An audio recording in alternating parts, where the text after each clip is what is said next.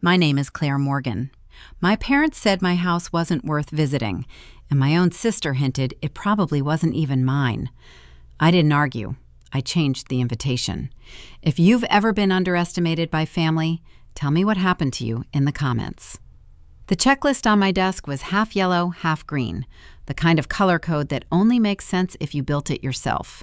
Vendor confirmations, catering numbers, a note to call the community foundation before noon. My phone kept buzzing. I turned it face down and kept typing. It buzzed again. Elaine's name flashed when I finally flipped the screen. The message was one line. The house doesn't sound like anything worth seeing. No emoji, no follow-up, just that. Before I could lock the phone again, it rang. Richard. Your mom asked me to call, he said, steady, like he was reporting weather. She doesn't want to come? It's a long drive, he replied, and if it's just a place you're staying temporarily, there's no reason to make a whole thing of it. I can move it to next weekend, I said, if timing is the issue. No need, he cut in. Let's not overcomplicate it. The line went dead. A few minutes later, the family group chat lit up. Hannah had joined the conversation late, as usual. Are you sure it's not just a rental? The question sat there, unpunctuated, like a comment dropped on a spreadsheet. Instead of answering, I copied the address from my notes and sent it to the thread. Seen, nothing else. Hannah replied again. Malibu or Malibu? She'd spelled the street name wrong, then corrected it, then asked again. Elaine jumped back in, casual now. Parking okay over there? She'd just declined the invitation, but apparently logistics still mattered. Another buzz came through, this one from the city of Malibu. An automated email, subject line all caps, impossible to miss. It confirmed the outdoor gathering permit I'd submitted weeks earlier for a different event. Estimated attendance? TBD. I stared at that line longer than I needed to. The system didn't care who showed up. It just needed a number. Someone from accounting passed by and asked if the numbers were final. I said not yet. Another colleague slid a folder onto the corner of the desk and mentioned the guest list needed locking soon. The group chat chimed once more. Richard wrote, "Let's keep this low key." Hannah added, "We don't want attention." No one asked what I wanted. I forwarded the permit email to myself, flagged it, and closed the thread. A reminder popped up about deadlines, blinking like it had somewhere important to be. The buzzing didn't stop. It followed me down the hall. From the hallway, someone knocked on the conference room door and waved. 10-minute warning. The phone vibrated again on the desk. Elaine's name returned, calling this time. Instead of answering, the calendar app came up.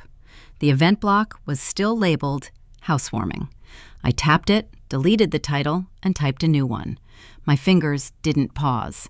The calls started the next morning and didn't bother to space themselves out. An aunt left a voicemail asking if everything was okay financially.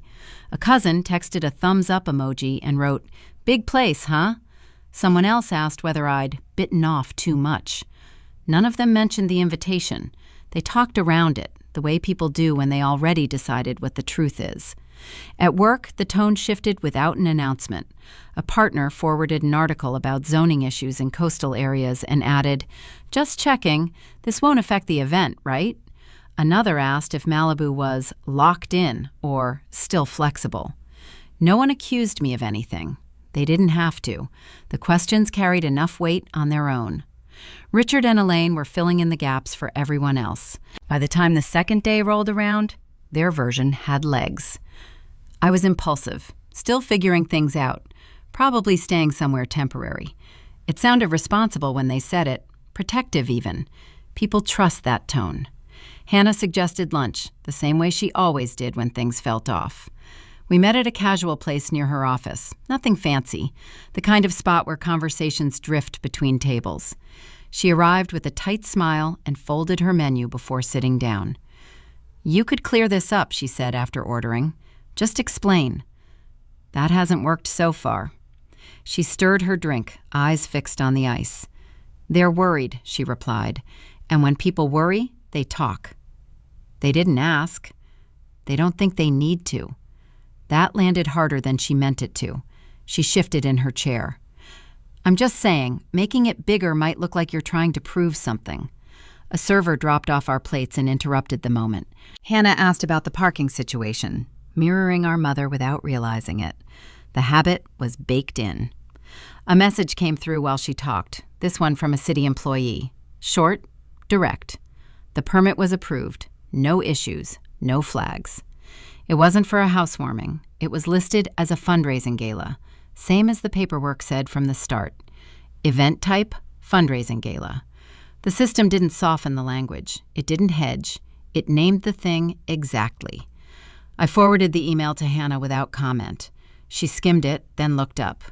So, it's not just a party. It never was. She nodded once, slow. The acknowledgement stayed between us, unshared. By midweek, the pressure came with a date attached. The primary sponsor wanted the guest list finalized within 10 days. Venue contracts don't wait for family dynamics to settle. An assistant flagged the message twice and asked if she should follow up. I told her to hold. Another relative called, this one more direct. Your parents said you might be stressed, she said. They're just trying to help. Help showed up as doubt now. It came disguised as concern and traveled fast. A second partner asked whether the event should be scaled back for optics. He said it like a favor. I said I'd check and ended the call without promising anything. Back at my desk, the folder labeled Malibu stayed open. Numbers were neat. Deadlines were not. The deposit confirmation sat unsigned, a digital line waiting for a name.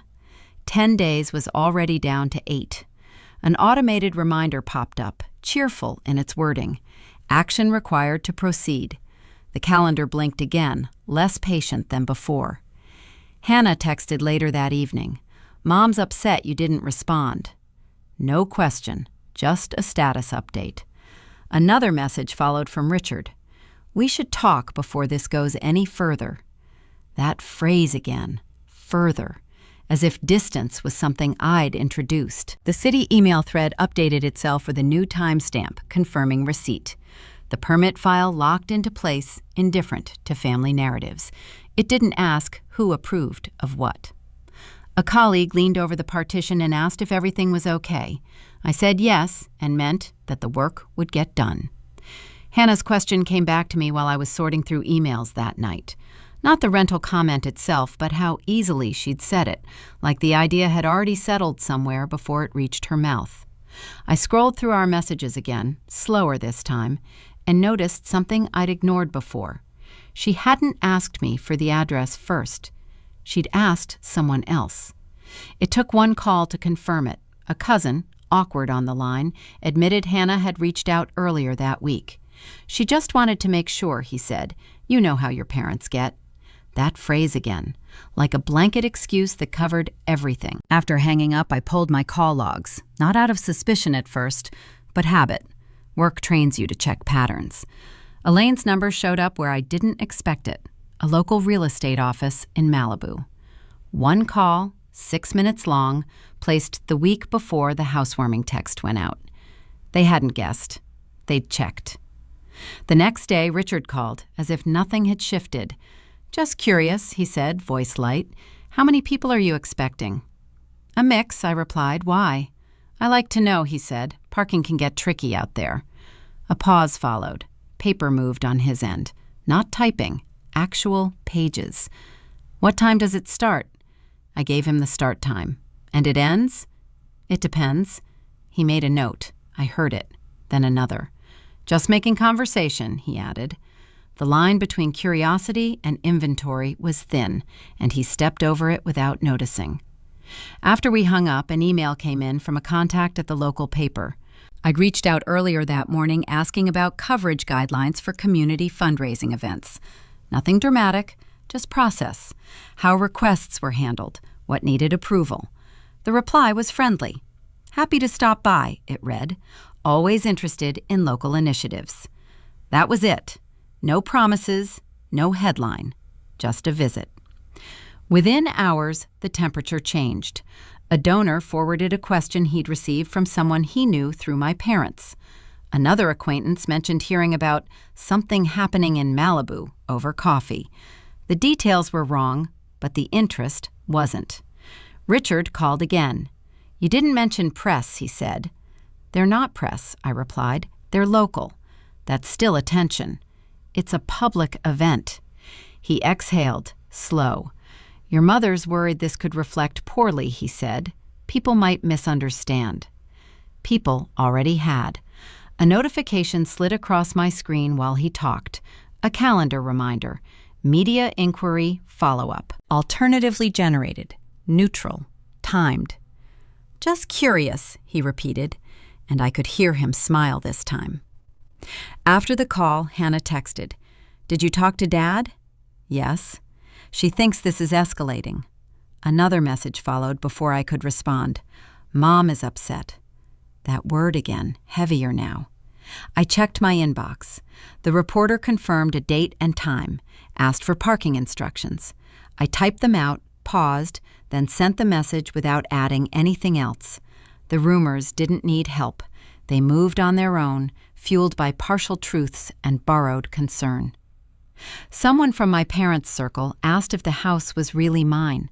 Another wondered aloud whether the event was sponsored by family money. The questions traveled faster than answers ever do. A partner called to say he'd heard conflicting things but trusted my judgment. He said it carefully, like trust was a favor he could withdraw later.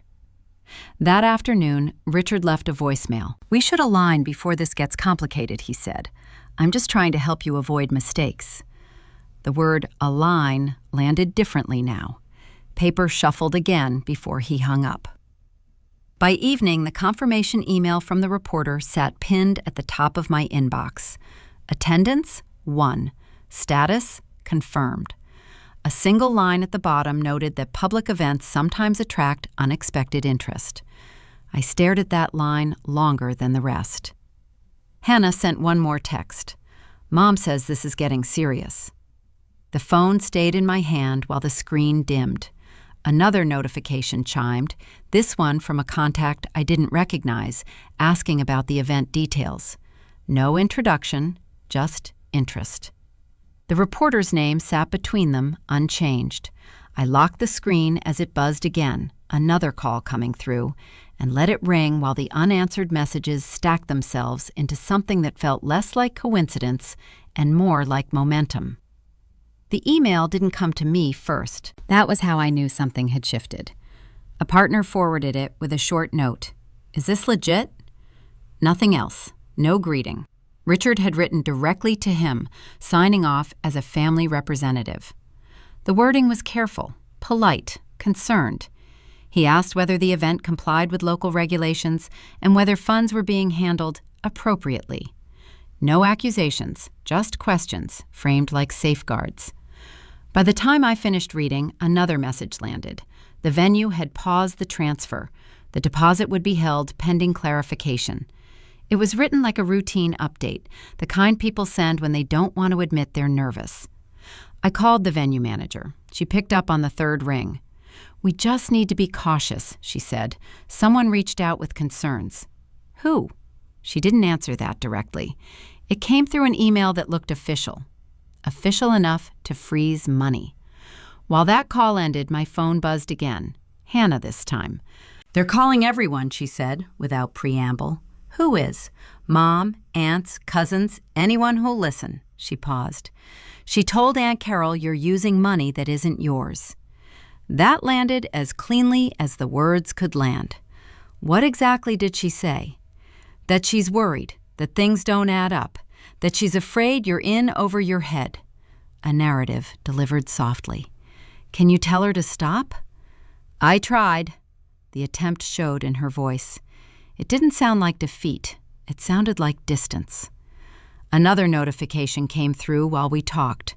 The city. The permit status had changed. Under review. A complaint had been filed by a concerned resident. The phrase felt familiar, like something I'd heard recently. I forwarded the notice to the city contact I'd spoken with earlier.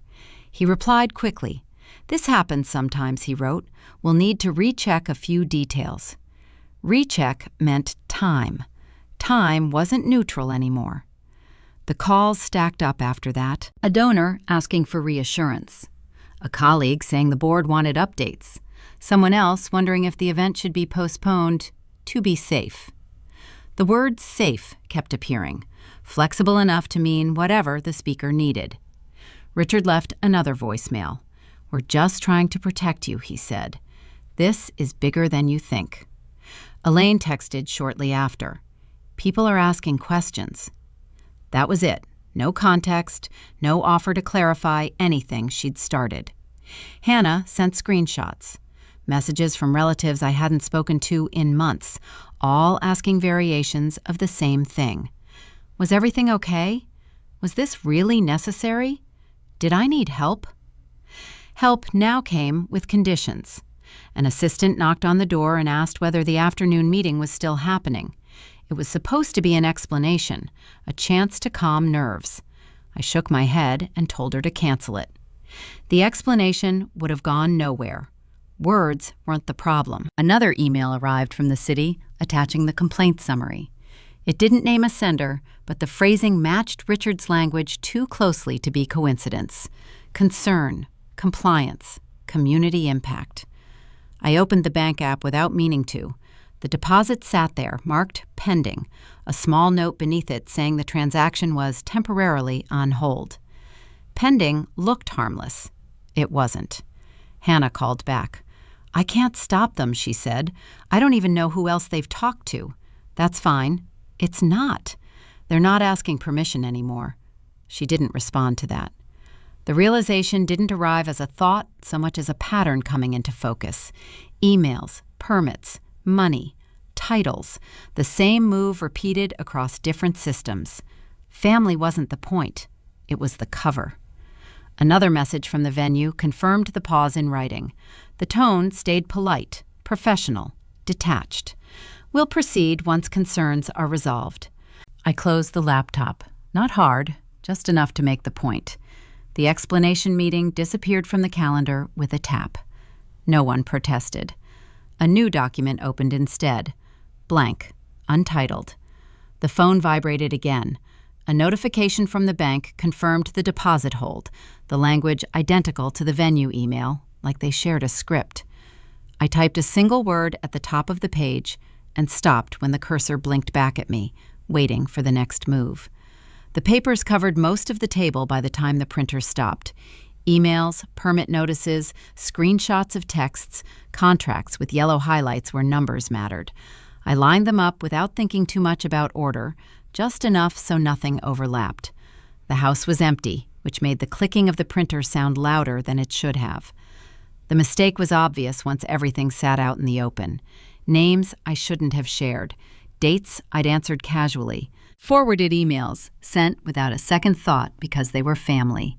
There had never been a single moment where it felt wrong. That was the problem. The phone buzzed on the table, a reminder from the bank about the pending deposit. Same wording as before, temporarily on hold. No reason listed. No one to argue with. Another page slid out of the printer, an email chain where I'd copied Richard on a logistics update months ago, back when it felt easier to include him than explain why I wasn't. That decision sat there in black and white. No drama, just access. I'd treated silence like neutrality. If I didn't push back, no one could accuse me of making things worse. If I didn't correct assumptions, they might dissolve on their own. It had worked before, at least enough to keep the peace. This time, the space I left had been filled fast. Hannah knocked once and let herself in. She carried her phone instead of a bag, which told me the visit wouldn't take long. "They're not stopping," she said, standing by the table. "I know." She scanned the papers without touching anything. "I'm not here to explain them," she added. "I can't." She unlocked her phone and held it out. A photo filled the screen. An email from Richard to a lawyer whose name I recognized. The subject line was neutral. The attachment list wasn't. One file stood out. guest_list_final.xlsx. "That was sent yesterday," Hannah said. "He asked me not to mention it." I didn't reach for the phone. The evidence was already there. He's been calling it precaution, she continued, like he's cleaning up something that might spill. Who else did he send it to? She shook her head. That's all I have. It was enough. The pattern made sense now. The same information showing up in different places, applied in different ways. A question to a venue here, a concern to the city there, a quiet email to a lawyer framed as due diligence. None of it loud, all of it effective. Anna cleared her throat. If you do this, she said, careful with the words, they won't forgive you. I'm not asking them to. She nodded, accepting the answer without agreeing with it. They think you'll back down, she added, that you'll smooth it over like always. The assumption was familiar. So was the expectation that I'd carry it. When Hannah left, the door closed behind her without ceremony. The papers stayed where they were. The list had stopped growing. That mattered. The shift wasn't dramatic. No speeches, no sudden clarity. The focus narrowed, that was all. There was no point in correcting stories that would keep changing. No value in proving ownership to people invested in doubt. The only thing that moved anything forward was documentation in the right hands. The contact information for the foundation's attorney sat in my inbox, untouched since the first draft of the event proposal. I opened a new email and typed a subject line that didn't soften anything. Request for legal review. Attachments loaded one by one. Screenshots, PDFs, email chains, the guest list photo from Hannah. Each file appeared with a small checkmark beside it when the upload finished. The system didn't ask why. Another notification arrived while the files transferred. A missed call from Richard. No voicemail this time. The email body stayed short. No backstory, no emotion, a timeline, a sentence about third-party interference, a request for next steps. The cursor blinked at the end, waiting for more. I didn't add it.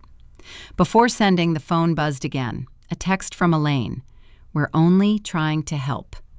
I set the phone face down. The send button stayed blue, steady, like it wasn't aware of the weight attached to it.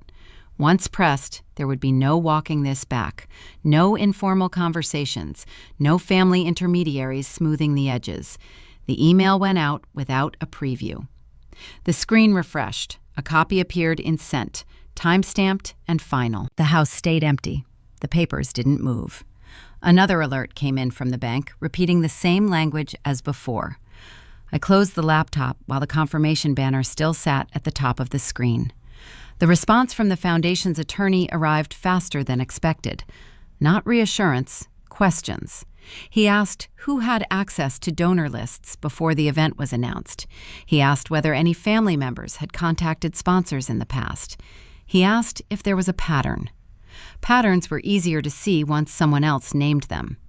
A donor meeting from 2 years ago came back to me. Richard had insisted on coming along to support. At the time, it felt harmless. He'd shaken hands, exchanged cards, followed up afterward with a thank you email I hadn't asked for. That memory didn't stand alone anymore. It lined up with others. Casual introductions, soft mentions of family, quiet follow-ups that never crossed into anything obviously wrong. The attorney called later that afternoon. This isn't new behavior, he said. It's established. He laid it out without drama.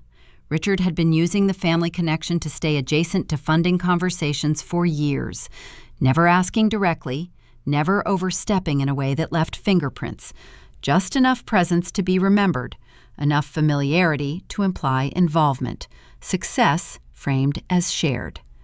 Elaine fit into it too. Her questions weren't random. Parking wasn't logistics. It was scale. Guest count translated into influence. Influence translated into leverage. Another email came through while we spoke, a forwarded message from the city attaching the original complaint. The sender address didn't match a resident record. The IP didn't match Malibu. It traced back to a secondary account registered under Richard's name. The attorney didn't comment on that right away. He didn't need to. By evening, the scope widened again. A woman from Richard's old parent association reached out, asking why the event details had changed. She mentioned being looped in as a courtesy.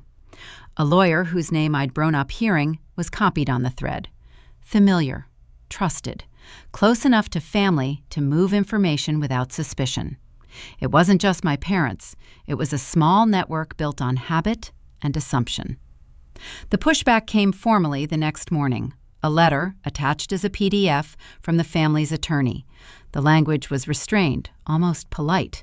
It requested that I refrain from using family names or associations for commercial or promotional purposes. It suggested reputational risk. It implied legal remedies without naming them. The irony wasn't lost on me. No one had accused me of using the family name before. Now it was suddenly valuable enough to protect. A follow-up call came from the reporter that afternoon, apologetic. "We're going to pause coverage," she said, "just until things are clarified." Clarified meant resolved. Resolved meant waiting. A witness I'd counted on backed out next. A venue staffer who'd heard Richard ask questions directly said she'd misunderstood the context. She didn't want to be involved. Her message ended with an apology that sounded practiced. The leverage I'd assumed I had dissolved piece by piece. The press stepped back. The city slowed its review. The venue stopped responding to anything beyond confirmation receipts. The attorney stayed steady. "This is pressure," he said.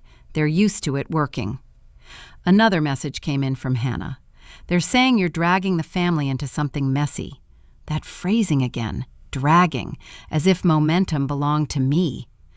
The notice from the city arrived before sunset. Official. Neutral. If concerns weren't addressed within 72 hours, the permit would be revoked.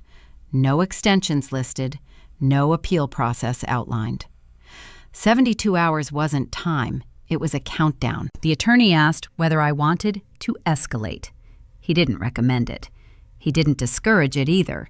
He explained consequences instead. Escalation meant documentation would surface, names would be attached. The family narrative wouldn't hold. That was the cost. Another voicemail from Richard came through. "You're making this harder than it needs to be," he said. "We could fix this quietly." Quiet had always been his preference. Quiet left room to maneuver. The realization settled without heat. This wasn't about one event. It wasn't even about control in the way I'd first understood it. It was about a system that treated access as entitlement and proximity as permission. Family was the easiest credential to flash. The bank notification updated again. Pending. Still pending. I reopened the document titled Strategy. The list underneath had grown.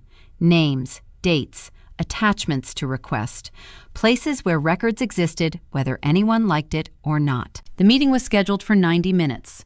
No one said it out loud, but everyone joined, expecting it to run long. Partners logged in first, then the foundation's attorney. A representative from the city of Malibu joined with her camera off and her name spelled out in full, including department. Richard appeared last, already talking, his microphone hot before anyone acknowledged him. "Before we start," he said, "I want to clarify a few misunderstandings." The foundation's attorney cut in. "We'll follow the agenda." That was the first shift. No one asked how anyone felt. No one mentioned family. The screen filled with documents instead. The timeline went up first. Dates, times, subject lines. A clean sequence, nothing editorialized. The attorney spoke, not me. On March 12th, he said, Mr. Morgan contacted a venue partner, identifying himself as a family representative. Richard leaned forward. "That's not accurate," he said. "I was offering context." The email appeared beside him. His name, his signature, the phrase family representative in his own words. "That could be interpreted differently," his attorney said. "Intent matters." The attorney nodded once and moved on. Call logs came next. Numbers matched to dates. Repeated outreach to sponsors. Follow-up sent after meetings he hadn't attended. Those calls were personal, Richard said, completely informal. "Personal calls don't usually reference compliance concerns," the attorney replied. The first objection landed and slid off without sticking. The voicemail played next. Richard's voice, steady and familiar, explaining to a partner why we needed to be careful about optics, why the event should slow down until questions were answered. His attorney spoke quickly. "That recording lacks context," she said. "It could be edited." No one responded right away. The file name stayed on screen longer than necessary. Then the city representative spoke for the first time. "We can confirm the origin of the complaint," she said. A pause followed. Everyone looked at their screens, waiting. "The IP address matches an email account registered to Richard Morgan," she continued. "It was submitted through a secondary address." Silence did the rest. Richard opened his mouth, then stopped. His attorney leaned toward her camera and closed her notebook. The city representative added one more sentence, measured. No other complaints were filed. That was the lock. Someone on the call exhaled, audible enough to register. The partner who'd forwarded the first email muted himself and unmuted again, like he wasn't sure which state he should be in. Richard tried once more. "This is being blown out of proportion," he said. "I was acting out of concern." The system answered before anyone else could. His name shifted on the screen, automatically relabeled. Guest, muted. No one laughed. No one commented. The meeting continued. The foundation's attorney summarized next steps. The permit would stand. The venue could release the deposit. Any communications claiming family representation would be disregarded. Future interference would be documented and escalated. The city representative confirmed the decision. "We'll note the resolution," she said. "The event may proceed." Richard's attorney asked a procedural question and received a short answer. After that, she stayed silent. The meeting timer ticked down in the corner. No one tried to fill the remaining minutes. A partner asked whether there were any outstanding concerns. The city representative said no. The foundation's attorney agreed. The screen began to empty. One square disappeared, then another. Richard's remained, muted and still. Before logging off, the foundation's attorney looked directly into his camera. "Please do not contact partners again," he said. "All communication goes through us." Richard nodded, the motion stiff, like compliance without agreement. The call ended for everyone else. The confirmation email arrived seconds later.